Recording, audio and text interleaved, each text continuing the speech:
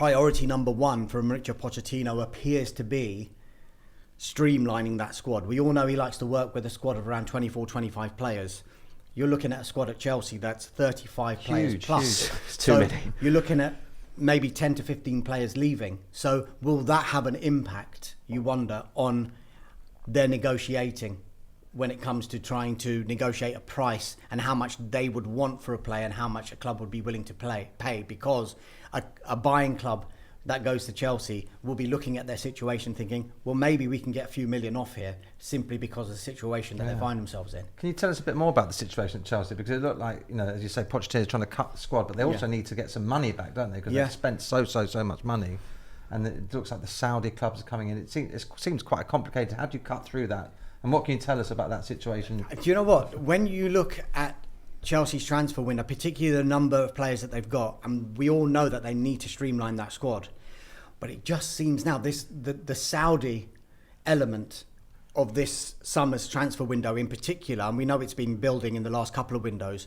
this could be manna from heaven for Chelsea, because it's always very difficult for clubs to be able to sell players, release players, particularly if they're on big contracts and they'll be like, well, I don't need to go anywhere because I'm on X £100,000 a week. Whereas Saudi have come in and they want to make their mark. And so, we're talking about not players who are 33, 34 young plus. players, yeah. We're talking about players who are, still roundabout at their peak, who are getting very attracted by the Saudi project. And if you look at it, Edouard Mendy is one. Chelsea goalkeeper. That looks like it is very, very close to a Saudi club. You're looking at N'Golo Kante, but he would be a free agent. Aubameyang, is that one? Aubameyang is another one. There's lots of talks with Saudi clubs, but he's got interest from other clubs as well, like Barcelona, who didn't really want to let him go in the first place to Chelsea. There are a couple of others as well. If I'm off the top of my head, I can't remember.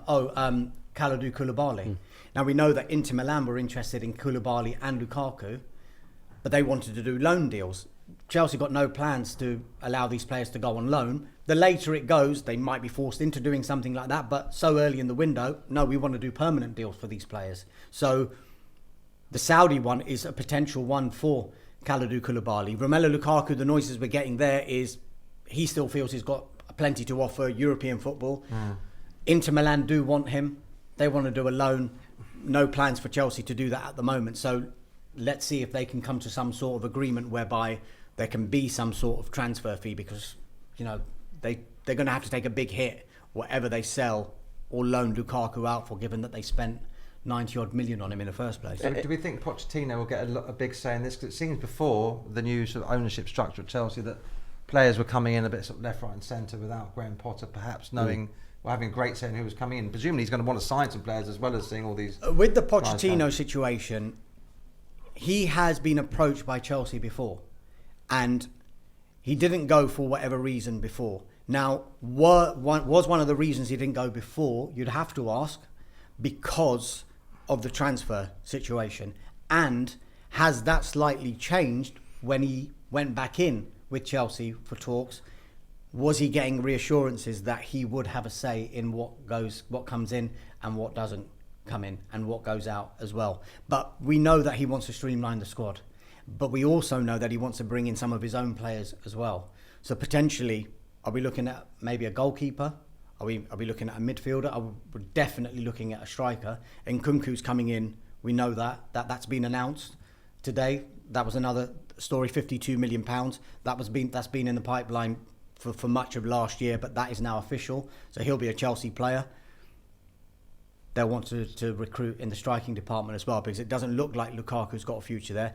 Aubameyang doesn't look like he's got a future there. Kai Havertz, who is playing in the number 9, probably not his position. It looks like he might be going to Arsenal. So big gap there for Chelsea to fill. And the striker position for Chelsea has been something that's been a real problem for many, many years. I think that the best striker I could think of before that was probably Diego Costa, the year they won the league as well. And the amount of strikers they've had in that position, one being Samuel Eto'o when he came in the side.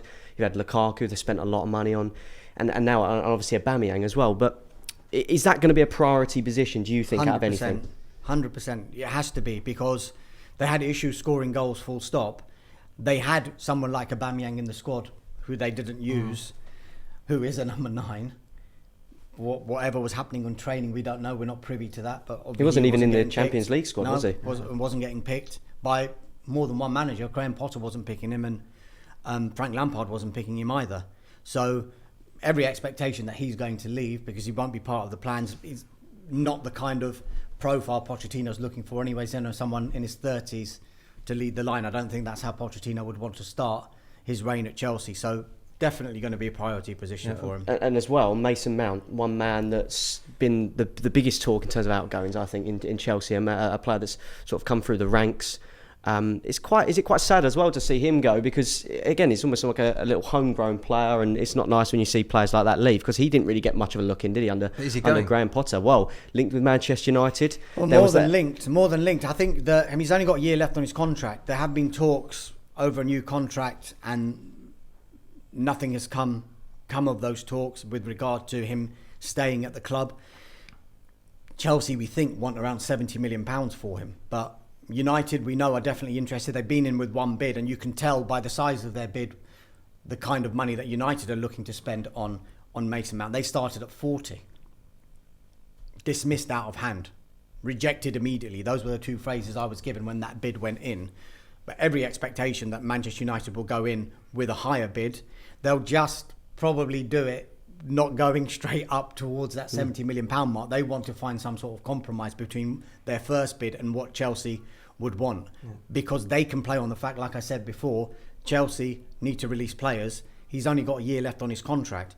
Chelsea need to be a little bit careful with this one, because if they continue to say no to every United bid that comes in, there will come a point where Manchester United, they are looking at other targets as well, as every big club would do. They've got to do due diligence, because they know how difficult number one transfers are, but in particular when you're dealing with another Premier League club and the amount of money that's at stake when you're dealing with a Premier League club. So if they were to pull out and he doesn't sign a new contract, then Mason Mount is then 6 months away from being able to sign a pre-contract agreement with a club outside England, and a further 6 months away from being able to go anywhere in the world for no money at all. And I don't think Chelsea want to take that risk. So it looks like something could happen in this transfer window with United, when we expect them to go back in with a higher bid, and then the negotiations will really kick in. United is another very complex situation. One of our HaytersTV subscribers, Stephen Peter, wants to know all about what's going on at Man United. He says, can you ask Dharmesh about Man United, the takeover situation? Is the Mount deal still on? Well, it looks like it very much is. And Harry Kane. There's obviously the takeover talk at Man United. This has been a talk going on for many years, hasn't it? Every season towards the end of it. In an ideal scenario, Manchester United, particularly the manager, the recruitment team, would have wanted this takeover done well in advance of the summer transfer window. And what are we? We're already a week into this transfer window and no sign of this takeover happening. It's a massive deal, so it's going to take time. But the issue that United have got probably would be, is does Erik ten Hag actually know how much he's going to be able to spend against the backdrop of whether this takeover is going to happen or not? Now, I was at the FA Cup final, and after the final, he was in his news conference, Erik ten Hag, and he was specifically asked that question: do you have a plan A and do you have a plan B on your transfer policy, whether this takeover happens or it doesn't happen? And publicly, he's saying all the right things. He says, I've got a plan. That's it. I've got a plan. I'm sticking to that plan. But you'd have to think that there is going to be, that plan is going to be impacted because of this takeover. Now, at the start, two months ago, we were talking about Harry Kane being a real live target for Manchester United. That looks increasingly unlikely now, simply because of the stance Tottenham are taking. Tottenham, priority number one, they don't want to sell Harry Kane, least of all to a Premier League club. So you've got to look at this from Tottenham's perspective and Harry Kane's perspective. So you've got a situation with Tottenham. Their number one priority would be Harry Kane signs a new contract and he becomes a lifer for the rest of his career at Tottenham Hotspur. That's priority number one. Talks are ongoing, we think, over a new contract, but still no resolution with that. Now, the other two options potentially that they've got is, if they are going to sell him in this window, they'd want £100 million for him, but they'd want him to go to a club outside England. There was all this noise about Real Madrid, and it seems it would fit. Karim Benzema has just left the club. Harry Kane looks like the kind of profile of player that would walk straight into that team. The other option that could happen is Harry Kane doesn't sign a new contract at Tottenham, but he stays at the club, and then you're in a situation where he can go for free next summer. Tottenham might look at that and think, we could take a calculated risk here. Let's keep him and let him get used to what Ange Postecoglou's doing. And if he sees enough ambition from the club and enough from Ange Postecoglou to think, hold on, I could still fulfill some ambitions that I've got at Tottenham, then they could use that season to try and convince him to stay. It is a high-risk strategy, of course, because there's always that risk at the end of the season that he goes for no money at all. From Harry Kane's perspective, and this is something you'll have to ask him, how important is the Premier League goal-scoring record? It seems to be very important to him. He's on 213. He's 47 goals behind Alan Shearer. Could he leave Tottenham and go to Real Madrid for 3 seasons potentially and still come back to the Premier League and break that record? You wouldn't bet against that. But is that something he'd be willing to do? He's got a young family. They're settled. In London. This is exactly what I was going to ask, because I think a lot of people necessarily don't understand, and I'm sure, and being an expert like yourself, you can explain to the viewers, but there are a lot of factors that 100%. come into a transfer, and it isn't just a football decision. 100%. I think a lot of that, let's go back to Jack Grealish signing for Manchester City. He was sort of and ahhing maybe 3-4 years at Aston Villa, because he was the man there, and he was a Villa boy, and he had a family there. It doesn't really, I know it's not exactly the furthest sort of distance you've got to travel between Birmingham and Manchester, but it's still a factor that comes into it. And Harry Kane has got kids as well. He's got a wife. I'm not quite sure how old they are, but again, if he was to go abroad, that's a massive decision for him to make. Yeah. So these even to go football, outside London would be a massive decision. You know, there's lots of people asking the question. I'm just going back to Declan Rice. If Manchester City were to come in and make a bid, people are saying, well, it's a no-brainer. He would go to Manchester City and not to Arsenal.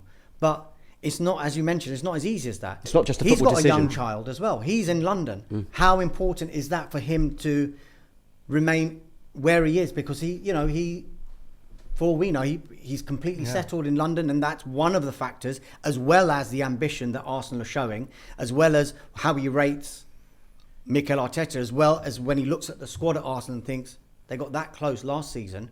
If I go, they added a couple of other players, could win the title here still.